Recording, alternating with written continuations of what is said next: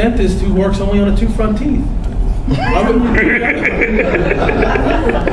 And it's like, man, you missed it. You totally missed it. They just don't get it. They think, hey, yeah, upper cervical, sure, I can do that. Come over here. I'll pop your neck. They just lost it. They don't get it. It takes so much more to do one little area, but it's so vital, it's so important. You have to be the best of the best of the best to even attempt to do this on people.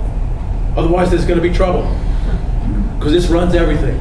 So you really need to be focused on doing just this. You can't do this as part of your bag of tricks. There are some chiropractors out there, and I'm not here to bash anybody, I'm not here to say that I'm better than anybody, because that's not what I'm talking about. But there are some who try to do this work, but they mix it in with a lot of other things, and that's scary to me. I don't know how else to say it, but it's scary.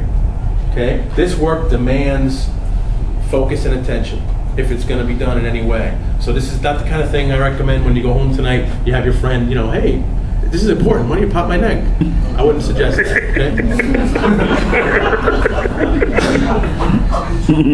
We talked about the decusation of pyramids, that's the crossing of the fibers. I did it. I did it. You did? In my bin. That's no good. Okay, so we did mention about brain versus spinal cord versus brainstem. I mentioned that, how the injury is there. The brainstem houses the respiratory and cardiac center.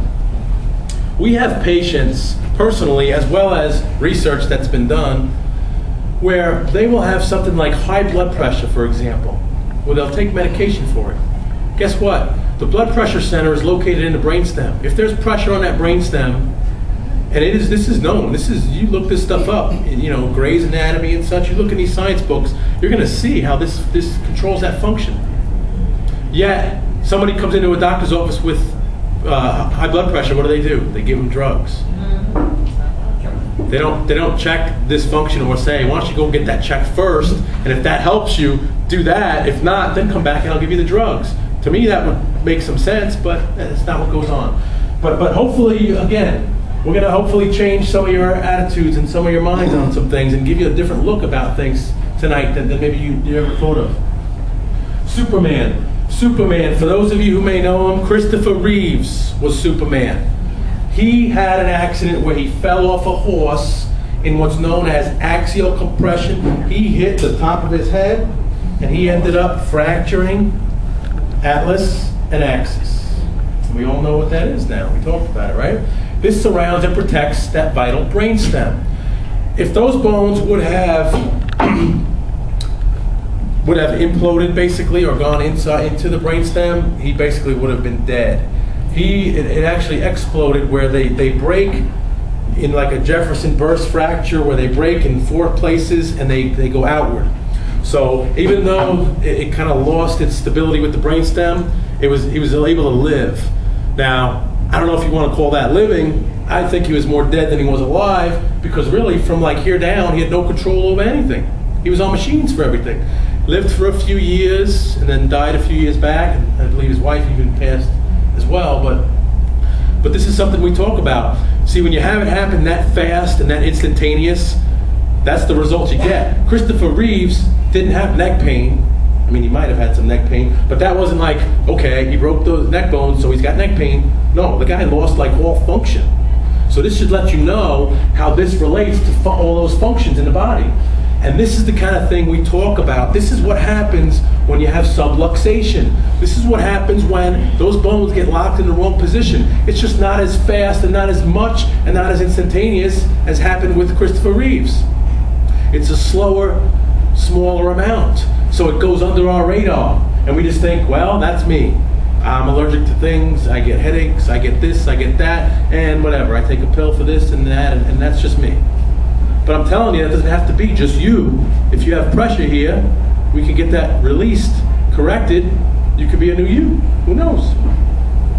So, if you've ever seen like a brownout in the city, not a blackout, but a brownout, like almost like a dim switch where the lights go down. That's what happens with subluxation. We want full light. We want full transmission from the brainstem up to the brain and down to the body, to all parts of the whole body. That's going to give every one of us the best chance to just do as well as we can. When that gets diminished, when that light gets turned down, that lessens our ceiling, that lowers our ceiling, that lowers our potential. So I just want you to understand that, how important this is. And I'm not just talking about everybody in this room. This thing can start way back in life. This can start with kids. This can start with babies.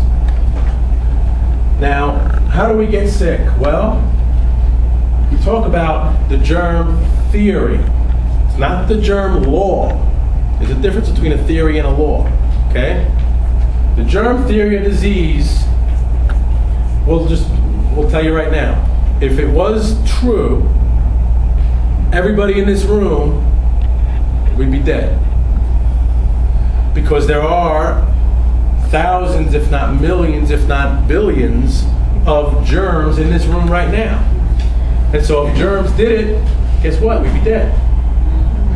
So it's not germs that do it, okay? It's how you handle that or not handle those germs, and if that can overcome your body. Do you become a good host? In other words, are you weak, where those germs can take over and then they can cause something, or are you going to be strong and be able to deal with that and fight that off? And that's where we talk about external forces versus internal resistance. We want to raise your internal resistance. The quickest way you can think of that is your immune system. Everybody knows about the immune system, right? We'd like to have a good functioning immune system so that we can deal with all these things that are happening outside, all these germs and just all these external forces. Well, guess what? Your nervous system runs everything else, including your immune system. And it's so closely intertwined, they even, a lot of times I'm reading papers where they'll word it as the neuroimmune system. They kind of word it together almost. And really, the whole body is together, really. But it's so intertwined. And so you want to remember that.